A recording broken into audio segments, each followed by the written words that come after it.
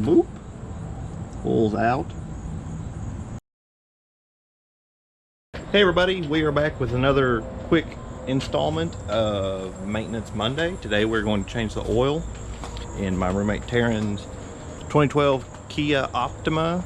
It's a SXL, SXT, something like that. It's the turbo 2.4. Should be pretty straightforward. What we're going to need today, it is 5W30, and since it's turbo, I did get the synthetic. This is the Advanced brand, store brand Fram synthetic. I also got, that's the part number for the oil filter. They do have a bundle going on this month, so I got the Fram oil and the CarQuest.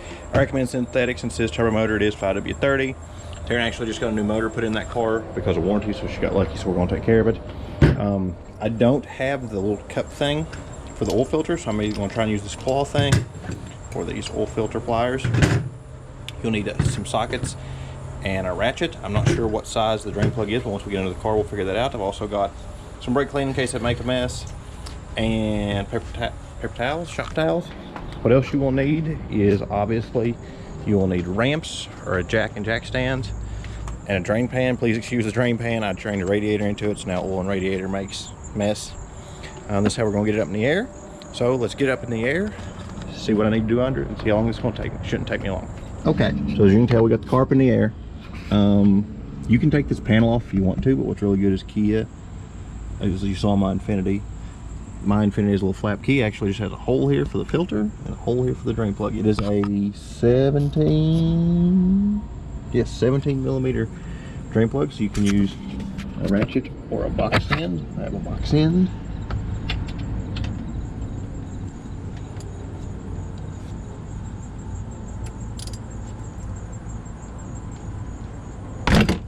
God.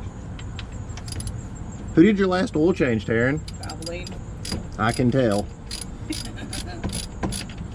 That was unnecessarily tight.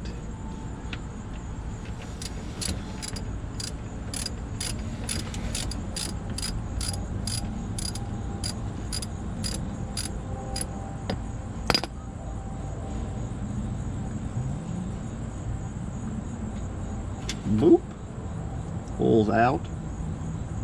Will you grab the on the table is shop towels? Yeah. We'll let that drain and then we'll get the filter.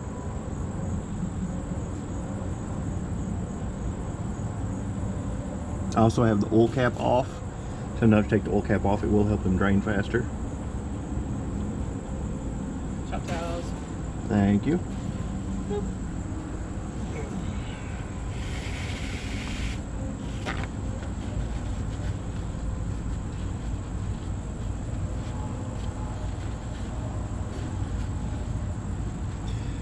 Okay, so we are down to a drip. I have wiped off the drain plug. I'm going to put it back in, we'll tighten it down, and then we'll get the oil filter out.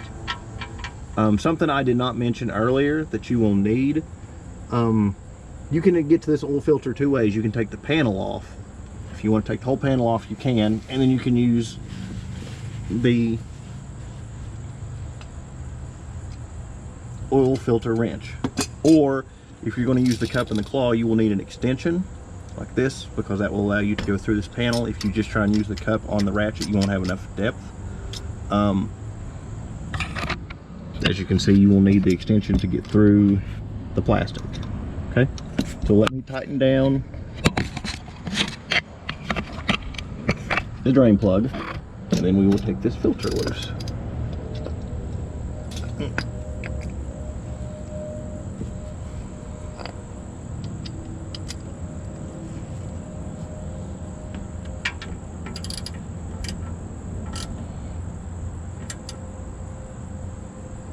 Okay, got that tight. So now we will pull, take our 17 off, put it on there. Take this. I'm not a big fan of these claw ones, but I don't have the specific socket for this, the cup. But you just, as you go to pin it, the little claws will grab onto the filter. We'll set you all down so I need a little bit more oomph, because Valvoline put this on way too tight. Claws back attached,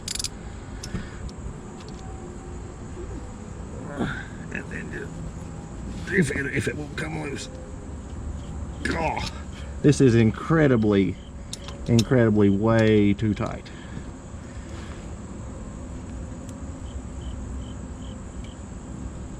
Ah, there it is. I hope. That or I just dented your filter.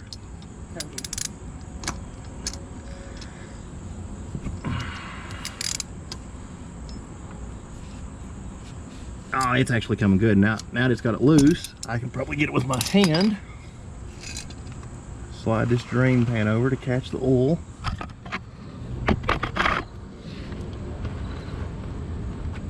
Okay.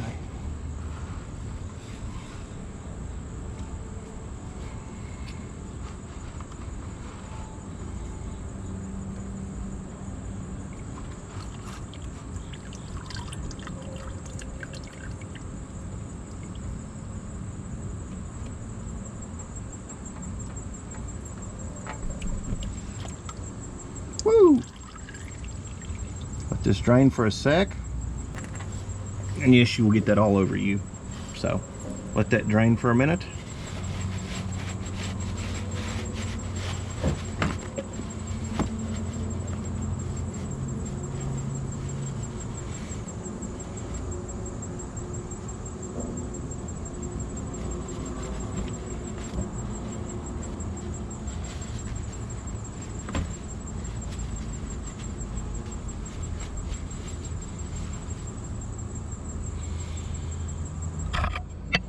Yeah, so something you want to do, as you've seen in my other videos, is take a little bit of oil.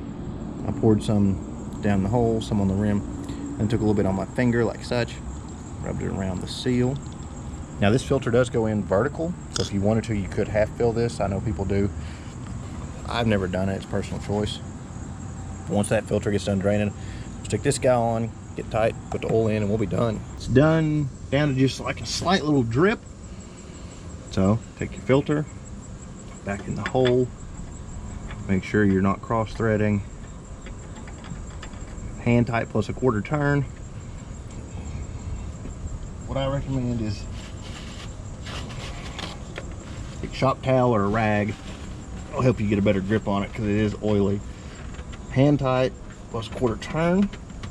Okay, so what I do is I get it hand tight snug and then double hand quarter turn, or if you've got your cup, whatever. All right, so we're done underneath. So now we will go up here. Taryn, Got it. 5 quarts of oil, please. Something to watch is I had a different funnel. It did not go all the way down into the hole because the plastic piece was blocking it. So either take this off or get a longer funnel. Make sure it does go down into the hole. Taryn, 5 quarts. Now